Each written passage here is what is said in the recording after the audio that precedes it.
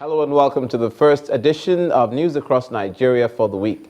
I am Olumide Macaulay, and we begin in the northeastern region of the country. It's some good news for internally displaced persons whose towns have been liberated by the armed forces, as the Borno state government is currently making frantic efforts to reconstruct those towns in line with its plan to free the DIP's camps by January next year. Governor Kashim Shettima says at least 580 million naira has been spent in the first phase of the reconstruction project in areas where locals are already returning to build back their lives. At work, rebuilding communities that lost all in the insurgency that has shot Borno and sister states in the northeast of Nigeria to the world stage. Amongst them are youths who previously lived in IDP camps who are now gainfully engaged. It's an effort by the state government to ensure that internally displaced persons who are looking to return home after months in camps have a place to come to. But this is now possible as the military continues to reclaim and stabilize Nigerian territories that had been in the hands of the insurgents. Borno State Governor Kashim Shettima speaks on the cost of the project. In the first phase is costing us about 580 million naira, less Bama. We are building 1,000 housing units in Bama. That might likely consume nothing less than 500 to 700 million naira. If we assume that a house will cost us 1.5 million per unit. So for Tamsukau and Maintakururi, we are building 400 units of mass housing. Beni Sheikh and Tomsukawu villages in Kaga local government area are among the first to benefit from the rebuilding project. We can do very little for now in places like Ngala local government, like Mafa, Dikwa, behind the hills. These are still a little bit insecure terrains where there are ongoing military activities. We do not want to interfere with ongoing military operations by embarking on reconstruction efforts in those neighborhoods. Villagers who had earlier fled to Maiduguri when Boko Haram invaded the towns are happy to be back home, making out a living for themselves. We are very happy about everything they have done for us. We are all poor people. They burnt our homes, but now we have our houses back. We just need to occupy them. We have tap water.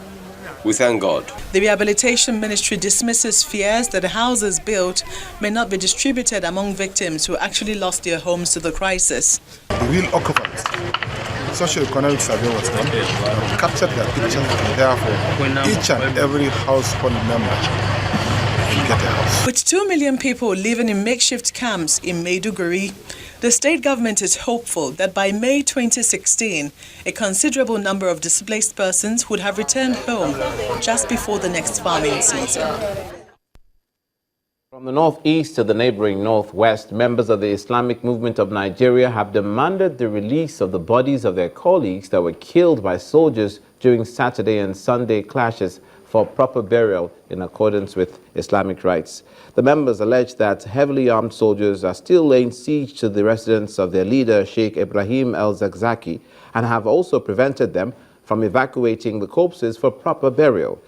The president of the Media Forum of the Islamic Movement in Nigeria, Ibrahim Musa, told our correspondents that the soldiers, rather than allow them evacuate the dead bodies, were seen loading them inside their own trucks to an unknown destination.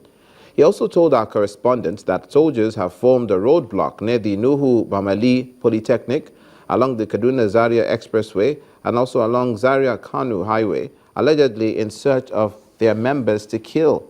He called on the Kaduna state government and military authorities to withdraw the soldiers from Sheikh al-Zakzaki's residence and to also stop further killing of members of the Islamic movement. Business activity remains paralyzed as most offices, markets, and schools feared further violence. Away from that part of the country, but security-related, as preparations begin in earnest for the forthcoming Christmas and New Year celebrations, the Nigerian Navy has given an assurance to residents around the Eastern Naval Command base in Calabar, Cross River State, of their safety.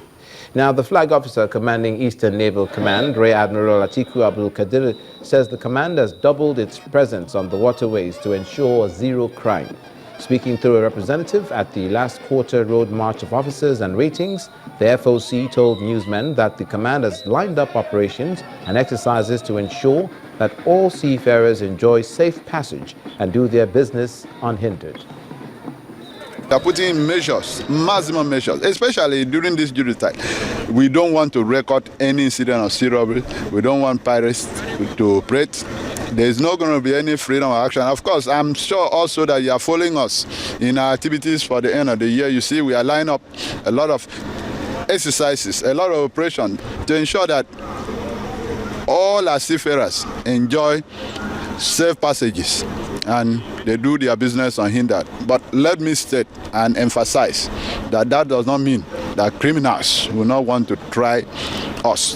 They will want to try our will, and we will do everything possible to prevent them from having their harvest.